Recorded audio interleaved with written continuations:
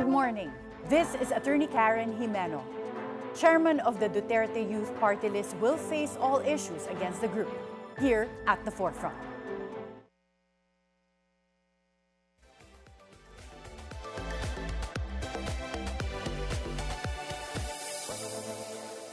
With its registration revoked by a division of the Commission on Elections, the legal standing of the Duterte Youth Party List has been put into question, despite placing second in terms of the most number of votes in the midterm elections.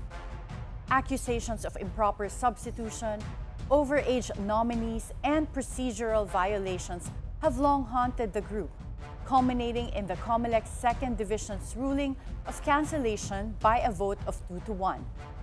In the face of these setbacks, can its leader, Ronald Cardema, defend its existence and mandate from the electorate? With us this morning is the chairman of the Duterte Youth Party List and former chairperson of the National Youth Commission, Ronald Cardema. Good morning, Chairman Ronald. Good morning po, Attorney. So, Chairman Ronald, let's start with the decision of the COMELEC Second Division. Ano po ba yung naging reaction ninyo nung nalaman yung na-cancela nila yung registration ng Duterte Youth Party List? Sa totoo po, hindi naman tayo nagulat. Kasi hinohold nga nila yung proclamation na they are mandated to proclaim us noong May 19. Pero hinohold nila kasi daw meron tayong pending case. Ang sabi nga natin sa Supreme Court, nag-petition tayo, paano nangyari na i-hold tayo because of a pending case noong 2019?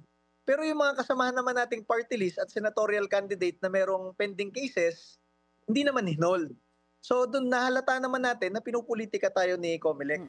Yung mga ibang party list na sinabi mong meron ding pending cases pero hindi hinold yung proclamation, can you give us examples? For example, si Kabataan Party List, yung nag-file against us, si Kabataan Party List sa pending terrorism case sa COMELEC. Ang nag-file, Office of the Solicitor General, saka Government of the Republic of the Philippines na nag-file noong 2019 at 2021. Meron ring pending terrorism case si Gabriela Party List. Meron namang si ACT Teachers, meron rin kasi nga na-convict yung kanilang congresswoman. Meron na for example, yung kay Congresswoman-elect De Lima, meron naman siyang case rin kasi nga meron pa siyang pending dito sa CA about drugs. Kay Senator-elect Tulfo, he was proclaimed kahit na pending yung case niya sa citizenship. And all the others doon na merong mga mas serious na pending cases like plunder and corruption. So sabi natin, kung sinasabi ni COMELEC noong May 2019, hindi muna ipoproklama ang Duterte Youth kasi daw very serious daw yung case. Sabi ko, paano nangyari yun? Ang dami doon mas serious yung case. Hindi pinroklaman nyo naman. So ano po yung magiging hakbang ninyo? Kasi in this COMELEC Second Division, you can file a motion for reconsideration with the COMELEC en banc. Is that a remedy that you're pursuing? Yes, allowed po tayo mag-file ng motion for reconsideration and we will file that MR. Pero sa totoo lang po, we are not expecting anything from the en banc. Dahil dinedelay nga nila yung certificate of proclamation. Under the rules of the COMELEC, kung merong kaso at hindi naman final yung decision doon sa kaso, pwedeng i-release yung certificate of proclamation. Pero nung May 19, hindi nila ni-release kahit proclamation day na, kahit pending pa lang. So ngayon, syempre, ang sasabihin nila, dapat nga i-release nila yun kahit kahapon, kahit ngayon, anytime. Kasi hindi pa rin naman final yung decision kahapon ng division. Pero syempre, sasabihin nila dyan, hindi pa rin nila i-release kasi nag-decide na yung division. So kahit itaas po natin sa en banc yan, we are not expecting any favorable decision from them. Ang nagulat lang po tayo, merong boto kahapon, 2-1. Yung presiding commissioner po ng division, si Presiding Commissioner Ray Bulay, he sided with us. He explained sa kanyang dissenting opinion kung bakit wala naman talagang issue o kaso laban sa atin. Walang substance yung kaso sa atin. So, pwedeng-pwede po na gamitin natin mismo yung opinion ng kanilang presiding commissioner na pang-appeal po sa en banc. Kasi kasamahan na mismo nila nagsabi na hausyaw yung mga final sa atin Okay, so you're confident na may pag-asa pa po kayo sa COMELEC and Bank? Wala, I am confident na ilalaglag tayo dyan sa NBank na yan. Despite the presiding officer in the 2nd Division dissenting from this decision that came out canceling Duterte Youth registration? Oo, kasi medyo kahit naman po hindi tayo abogado, kahit yung mga tagapakinig natin na ngayon dito sa programa hindi abogado, makikita niyong pinopolitika lang tayo. Kasi kung tunay yung sinasabi nila na hindi muna namin i-release yung certificate nyo na proklamado kayo kasi may pending kayong kaso, yung ibang mga merong pending nireleasean eh. So kita nyo na agad doon, may bias, di ba? May partiality.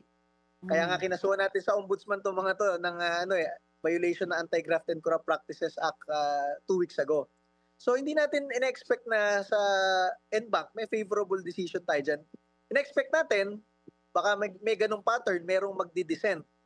Kumbaga meron pa rin medyo patas para sa atin, pero hindi natin in-expect na magiging favorable yan. Pinatagal nila yung pag-release ng Certificate of Proclamation para habulin itong mga ganitong decision against us. Siyempre, lalagyan mo ng legal languages, ayusin mo. Pero nung binasa natin yung resulta nung decision kahapon, kitang-kita mo doon na ipinilit na lang. Okay. Well, just very recently, the Commission on Appointments suspended the confirmation of 2 ad interim COMELEC commissioners because the Duterte Youth, you personally appeared in the confirmation hearing opposing the appointment or confirmation of these 2 commissioners, Pipo and Kasingal. Why did you oppose their appointments or confirmation? Unang-una, inapruba nila yung pag-delay doon sa ating proclamation. At sabi natin, bakit kayo nagde-delay ng proclamation? Under the law, kumbaga ang trabaho ng COMELEC, i-supervise ang eleksyon, bilangin ang boto, tingnan kung sinong nanalo, at proklama yung nanalo. Di ba? Ang sinasabi kasi ni COMELEC Chairman George Garcia, nirekomenda lang daw sa kanila nung committee ng mga direktor nila yon. Di kinasuhan ko yung mga direktor. Ang sabi naman ni COMELEC Chairman George Garcia after ko kasuhan, hindi kasalanan yun, nagrekomenda lang sila, hindi naman sila yung nag-approve. Sino pa bang kakasuhan? Yung nag-approve o yung nagrekomenda, nagtuturuan na lang sila dun eh. Na-realize natin, itong dalawang nag-approve hindi pa sila confirmed nung ginawa nila yon. Therefore, they are still liable, pwede pa silang kasuhan doon sa ombudsman nung mga kaso na yon. And kinasuhan natin, and sinabi lang natin sa CA, yung dalawang yan, may kaso yan sa ombudsman. Violation ng Anti-Graft and Corrupt Practices Act. Yung dalawang yan, namuliti ka. So gusto nyo bang gawing 7 taon yung ganyang abusive acts nila o gusto nyo i-defer sila? So yun lang po sabi natin sa CA. Okay. And from the result of your opposition, has their appointment been deferred? Na-suspend yung confirmation nila? Na-defer lang ng 1 linggo, pero nung susunod na linggo, hindi kasi tayo naka-attend doon. Kasi meron naman tayong DOJ hearing rin. Nandun sila, nakalusot sila nung araw na yun nung hindi tayo naka-attend. Okay. And then are you worried that given the track record of you filing cases against these commissioners and you trying to suspend their confirmation, sila rin yung uupo ngayon dun sa unbanked motion for reconsideration ng Duterte Youth Party List? Wala naman tayong ikinakakaba dyan. Pag nakita natin meron silang mali, kinasuhan natin sila. Meron tayong nakita natin yung abusive acts nila, pinapakita natin sa taong bayan kung ano yung abusive acts nila. So, kung sila ang judge dun sa ating kaso, wala namang problema yon. Di naman tayo pwedeng tumahimik lang dahil yung hahawak sa atin, yung pala yung may abusive acts, hindi na lang tayo magsalita. Kasi kung ganyan tayo, hindi na lang tayo nagsasalita sana sa Kongreso. Hindi tayo nakikipag-away sa mga kasamahan nating makakaliwa doon. Hindi tayo naglalagay ng mga panukalang batas laban sa NPA, laban sa mga kurakot. Dahil alam naman natin maraming either makakaliwa o either kurakot sa ating gobyerno. So, hindi naman tayo naghahabol na peace of mind. Yung tayo ay naghahabol na tayo ay ibinoto ng taong bayan at tayo ay magsalita para sa kagustuhan ng taong bayan. Kung meron man lang kahit isa na nakikipagdebate at na lumalaban para sa taong bayan, trabaho natin yon. Well, Chairman Ronald, let's discuss yung alleged infirmities of the Duterte Youth Party List. During our May 26, 2025 interview with COMELEC spokesperson, Attorney Rex Laudianco, he talked about some issues relating to Duterte Youth's registration. Let's watch this clip. The pending issue now since 2019 is the fact that, if my memory serves me right, when the Duterte Youth Party List first filed for a petition for registration, it was outrightly denied by a COMELEC division. And then they filed a motion for reconsideration by which the Commission en banc granted such motion and allowed the registration of that party list. However, it appears, based on records, that the compliance for the publication has yet to be done by the Duterte Youth Party List. And this was the one raised by the petitioners in this case. And as we all know, the publication requirement is a jurisdictional requirement insofar as registration is concerned. So, Chairman Ronald, tama ba yung sinasabi ni Attorney Laudianco that you did not comply with the publication requirement? Unang-una, wala akong bilib dyan kay Rex Laudianco. Nung abogado ko si George Garcia dati, as a private counsel ko, yung asawa ni Rex Laudianco, staff ni George Garcia sa kanyang law office. Kaya may konekta kami sa COMELEC, gawa ni Rex Laudianco. Wala akong bilib dyan. Ang sinasabi niya ni Rex Laudianco ay, ang sabi daw ng petitioner noong 2019, ay kulang kami ng isang pinablish sa dyaryo, tapos kulang kami ng isang hearing. Alam nyo, sasagutin ko sana to on my own. Kaya lang, dun sa lumabas na resulta kahapon, sinagot na ito mismo nung presiding commissioner ng COMELEC do sa may botong 2-1, yung 1. Si Presiding Commissioner Ray Bulay, sinabi niya, the required entity to publish under the party list law is not even the party list. It is actually the COMELEC. So ang required po na mag-publish nun, COMELEC. Ngayon, naging practice po ng COMELEC na ipasa sa mga party list yung pagpapublish para sa gastos, di ba? So, kailangan merong order to publish. Ang problema, hindi naman pinasa ni COMELEC sa atin. So, tama yung sinabi ni Presiding Commissioner Ray Bulay, paano natin mahuhulaan na tayo ang magpapublish ng requirement na ang required, gumawa ng requirement, COMELEC ayon sa batas. Diba? Wala tayong bad faith doon. Kasi lahat naman ng in-order sa atin i-publish mula 2019 election, 2022 election, 2025 election, pinablish natin. Lahat ng hearing na ninotify tayo na merong hearing, inattenda naman natin ng halos kalahating dekada. Yang sinasabi nilang kulang ng isang one-pager na pinablish at kulang tayo ng hearing, tama yung sinabi ni Presiding Commissioner Bulay. Una, ang required sa batas, sila, hindi naman pinasa sa atin, hindi naman tayo sinabihan So na tayo talagang gumawa. para sa inyo, hindi sa inyo galing, you're not in bad faith yung Duterte Youth, and the defect did not come from the party list in terms of non-compliance. Well, according to Attorney Emil Marañon III, one of the petitioners against the case of Duterte Youth, your petition for registration as a party list is only 3 pages. Let's watch this. Did you come across their accreditation documents that they submitted to COMELEC? Yes. Totoo ba na 3 pages lang to, and did you find that as one of the indications na baka kulang? Yes, hindi na talaga indication, but on its face, kulang na kulang. Because as we all know, lahat ng nag-register sa COMELEC actually, sobrang kapal na mga petitions. And how can you prove track record, for example, in a few page na petition lang?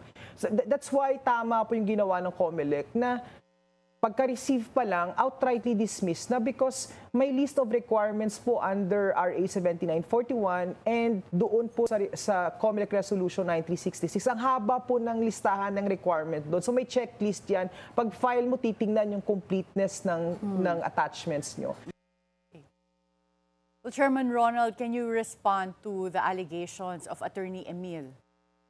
Yes, alam nyo, hindi ako abogado, siya ay isang abogado. Ngayon lang ako nakakita ng abogado na kayang magsinungaling in front of you, a fellow lawyer, in front of the public. Wala namang ganong petition for registration at 3 pages. At least yung sa amin, more than 20 pages yon. Tapos madami pang annexes and attachments yon. Ngayon lang ako nakakita talaga ng abogado, si Emil Marañon lang, na from 2019 hanggang 2025, kaya niya sabihin na hindi tayo rehistrado. Kahit rehistrado naman tayo. Alam nyo, hindi naman tayo makaka-participate sa COMELEC elections kung hindi tayo hindi tayo rehistrado, di ba? Kaaway ko pa yung senior commissioner dati ng COMELEC. So kung totoo yun, tinanggal na tayo nung panahon pa lang niya. Ngayon lang ako nakakita ng ganyang klaseng abogado na kung ano-ano kine-claim. Kasuhan ko yan ng disbarment next week eh. Unahin ko lang tong MR, kasuhan ko ng disbarment next week yan si Emil Marañon. Kasi eto, i-re-record ko tong sa bilyonaryo na sinabi niya 3 pages lang, sinabi niya hindi rehistrado. Lahat yan ikaso ko sa kanya sa korte at sa SC for disbarment. At ngayon lang ako nakakita ng abogadong kayang ganyan magsinungaling dire-diretso. Ano kasi yan, naghahanap lang ng media attention lagi eh. Kaya kapag natatanong mo ng ganyan, dinedire-diretso niya na parang yun ang katotohanan. Pailan natin yan on the record kung ano yung mga pinagsasabi niya. Well, so Chairman Ronald, for the record, kayo, kinumpleto nyo yung requirements for registration and yung sinasabi yung application nyo for registration is substantial. Hindi siya kakaunting pages lang or hindi namin alam saan nanggaling itong 3 pages but yung hindi siya 3 pages as alleged by some. Wala yan. Na kayo nakakita ng nag-file ka ng petition na 3 pages kahit nga yung ordinaryong maliit na kaso. Pleading lang hindi 3 pages yan eh. Ngayon nga lang nakakita ng mga ganyang claims. So, wala pong katotohanan yan. Kahit abogado yan, nagsisinungaling yan. And let's go to the nature of Duterte Youth. So, when you registered Duterte Youth, what's this, back in 2019, tama po ba? Yes po. Ano ba yung meaning ng Duterte Youth? Kasi sa atin, sa Pilipinas, di ba, uso na nauuna yung acronym bago yung meaning. So, di ba, medyo mahaba itong what does it stand for? It means a duty to energize the republic through the enlightenment of the youth. So, ang sinasabi natin dyan, duty ng mga kabataang Pilipino na palakasin ng bansang ito. Siyempre, kailangan mo muna silang enlighten kung ano bang duty nila sa bansang ito. Diba? Kaya nga sinasabi ko, bilang NYC chairman, matagal na, ano bang sinasabi sa ating bansa? Ang kabataan ay pag-asa ng bayan. Okay. Pero kahit 50 million yung kabataan Pilipino, kung walang disiplina yan, walang pagmamahal sa bayan, at hindi nga maasahan sa bahay yung mga kabataan, paano pa naging pag-asa ng bayan yan? So kailangan mong i-enlighten ang mga kabataan Pilipino para makita nila ang kanilang duty na palakasin sa bansa. Yan ang ibig sabihin ng Duterte Youth Party List. But Chairman Ronald, at the time that you registered Duterte Youth with that acronym, di ba? Duterte, but yun nga, it stands for duty, for enlightenment. Yun yung height din ng popularity ni President Duterte, who was the incumbent president at that time. Was there a conscious attempt to gain an advantage by having the word Duterte or that name Duterte in the party list? Kumbaga, in general, in every election, syempre, it is a popularity contest, di ba? All elections are popularity contests. And kapag hindi ka gumamit ng popular advocacies and mga popular na salita, paano ka maiboboto, di ba? Marami nga dito sa ating bansa, tumatakbo, magagaling na abogado, mga matatagal nang nagserbisyo sa bayan. Pero if you will not use name recall or popular stands, paano ka makikilala? Kailangan mong gumastos ng malaki, di ba? Dito nga sa ating bansa, gumagastos ng milyon-milyon para lang makilala. So if you will not use popularity and yung mga madali kang makilala, hindi ka mananalo. So there was really a conscious effort to use the surname Duterte within the name of the party list. Pagka natalo po ba kayo sa COMELEC Unbanked, iaakyat nyo pa to sa Supreme Court? Yes, because we are allowed to use that remedy, iakyat sa Supreme Court. Okay, and then, let's say, theoretically, matalo kayo even pagkatapos ng Supreme Court. Will you then register a new party list? Because the COMELEC came out with a new rule that party lists cannot have the names of popular personalities or yung mga acronyms that relate to mga government programs, ayuda programs. Do you think that's going to be a challenge then? Kung, let's say, umabot kayo sa punto na kailangan nyo mag-register as a new party list? Alam nyo, pag dinisqualify tayo ng ganyan, tatakbo na lang tayong senador, pinakabatang senador sa 2028. Kasi unang-una, ako nga dati, nanalo na, hindi nakaupo. Ngayon, nanalo tayo, overwhelming yung panalo, top-notcher tayo sa napakaraming bansa. Top-notcher tayo sa mga pulis at sundalo through local absentee voting. Dinala pa tayo na Iglesia ni Cristo. Panalo naman talaga tayo. Di pa rin tayo makaupo. Kung ganyan, i-disqualify tayo, tatakbo na lang akong pinakabatang senador sa 2028. Kung tatakbo si Sara Duterte presidente bilang pinakabatang presidential candidate, tatakbo na lang akong pinakabatang senador sa 2028.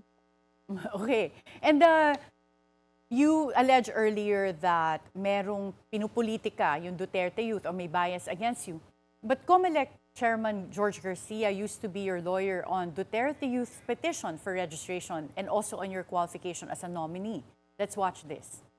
Imposible rin po yung ina-allege nila na bias po ang COMELEC ngayon dahil in fact si Chairman Garcia po was one time their lawyer, especially during the registration and during the question nung nagkaroon ng kaso po on the question of the Mr. Cardema's qualification as a nominee. Kaya kung titignan po natin yung professional relations existed before at hindi po mangyayari na talagang magiging bias po o talagang dinidiscriminate natin ang Duterte Youth. So ano pong reaction nyo dito?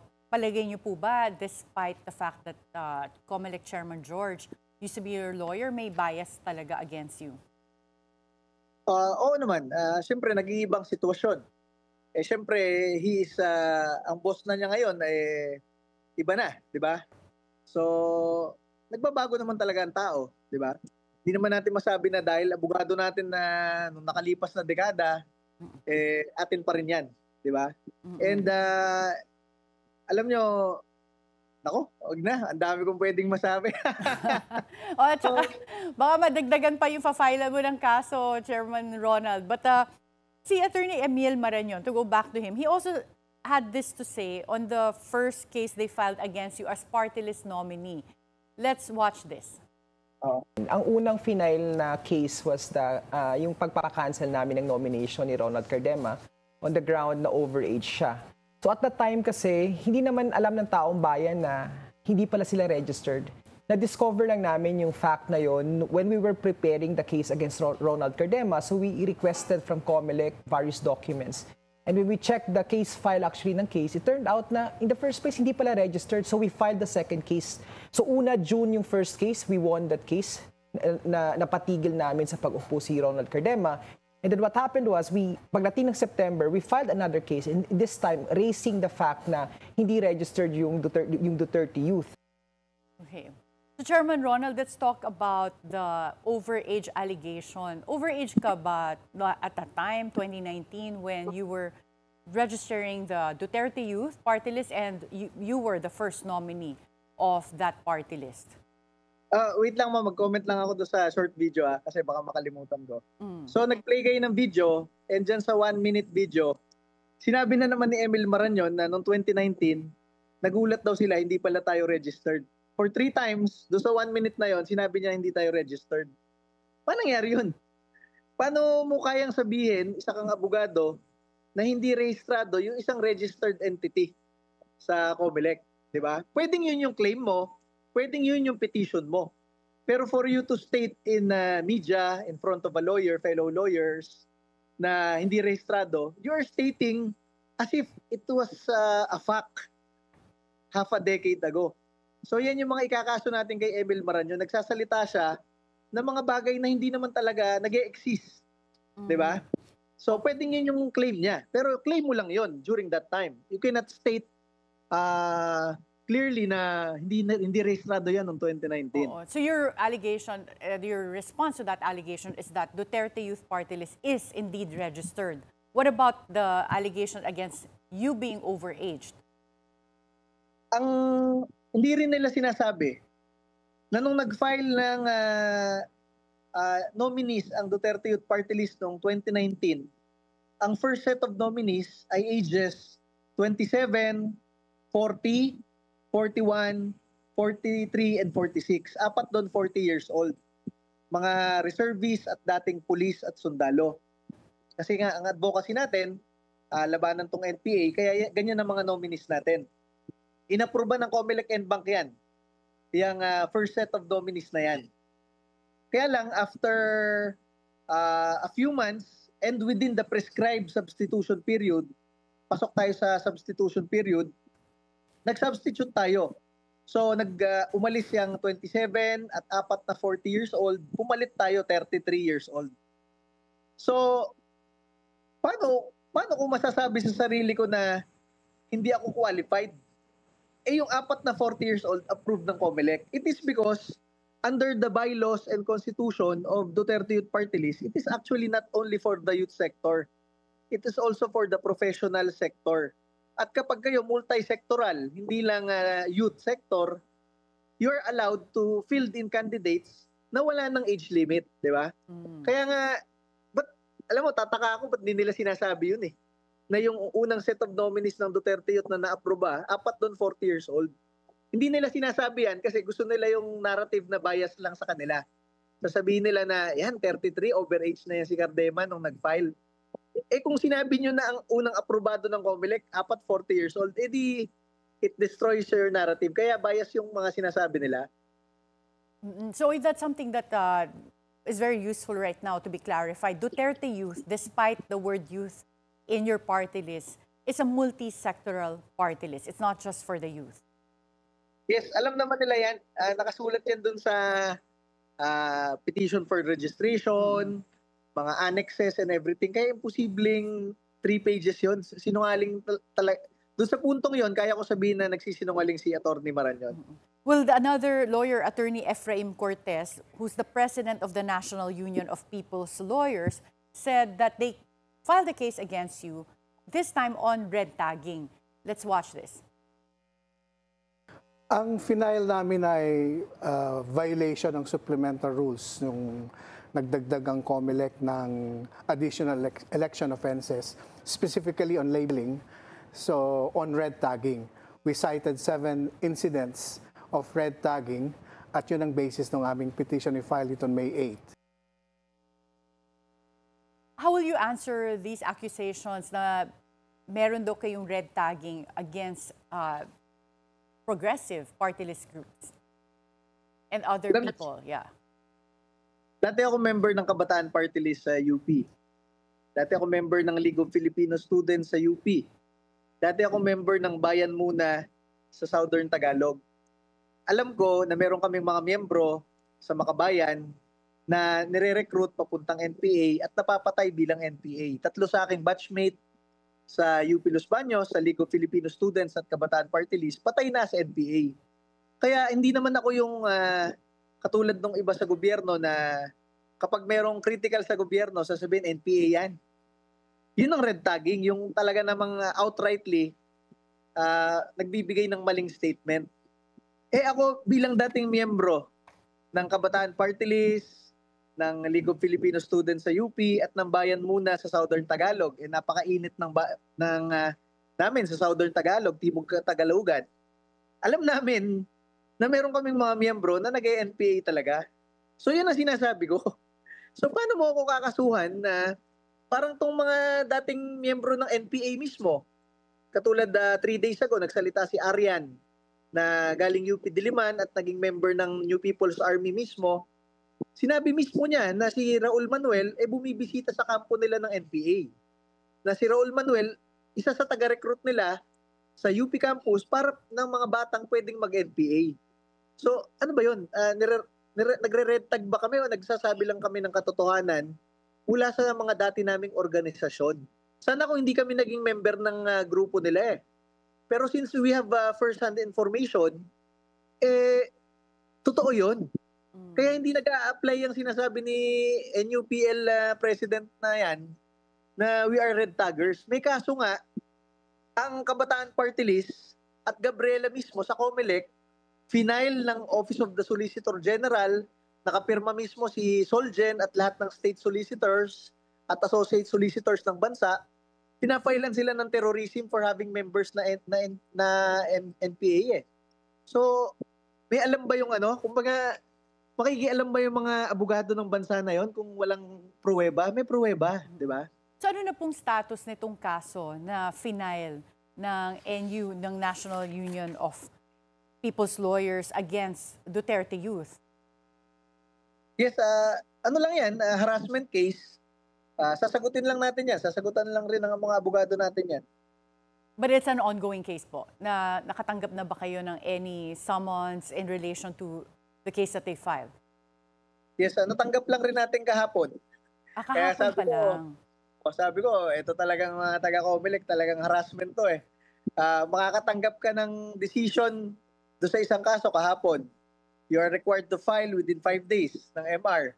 Then matatanggap mo yung isa pang kaso, red tagging, kahapon lang rin. So you're required to file an answer within 5 days rin. O, di ba pinagsasabay-sabay yung harassment cases ba?